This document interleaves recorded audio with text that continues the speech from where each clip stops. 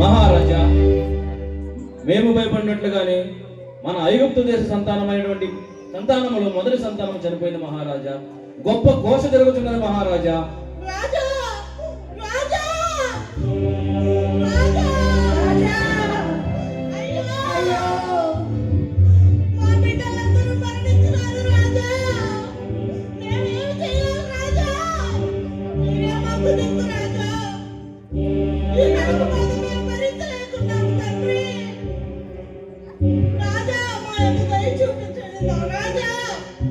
రాజా, నా పెళ్లి చనిపోయి కూడా రాజా సంవత్సరం కాలేదు రాజా. నా సంవత్సరం కుమారిని ఎలా తీసుకున్నారో రాజా. రాజా రాజా నా దుఃఖాన్ని చూడు రాజా. రాజా నాకు న్యాయం తీర్చు రాజా. రాజా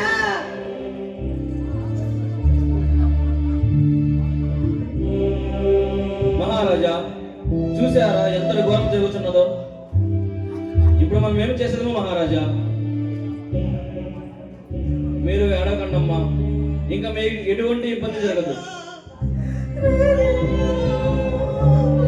మీలోనే కాదు, మీ ఇంటిలోనే కాదు, ఈ యొక్క రాజ్యపు రాజు అయినటువంటి రాజు గారి గృహమునంతా కూడా మొదటి సంతానము చనిపోయి ఉండదమ్మా.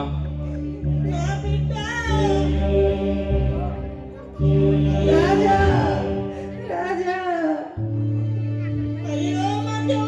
రాజా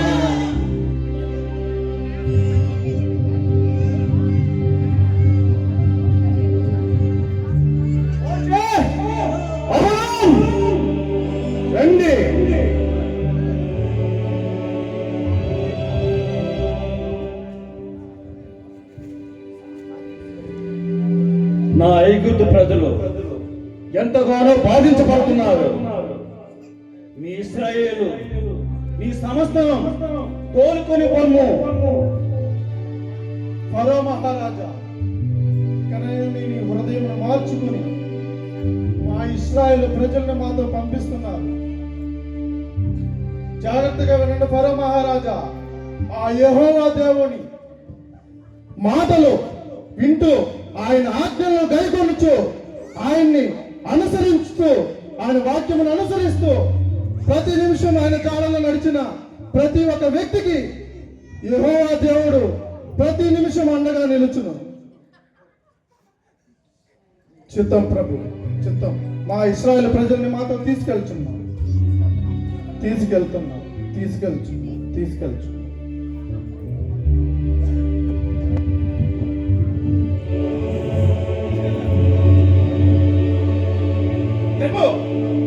ఇంత జరిగితే వారి ఇద్దరిని విడిచిపెడతారా?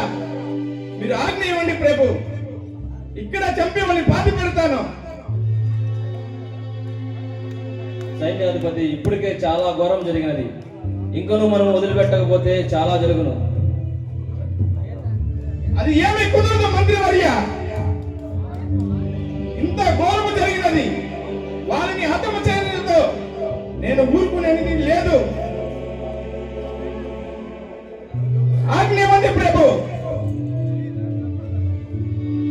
మహారాజా, మీరు ఏ మాట చెప్పినానో అదే మాట నేను శిరసా వహించదను. చెప్పండి మహారాజా, ఆజ్ఞ ఇవ్వండి. ఇప్పుడు ఏమి చేసేదము? కొడుకులే పోయేవారు,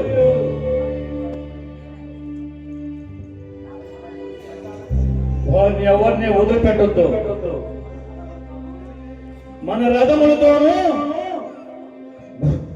గుర్రములతోనూ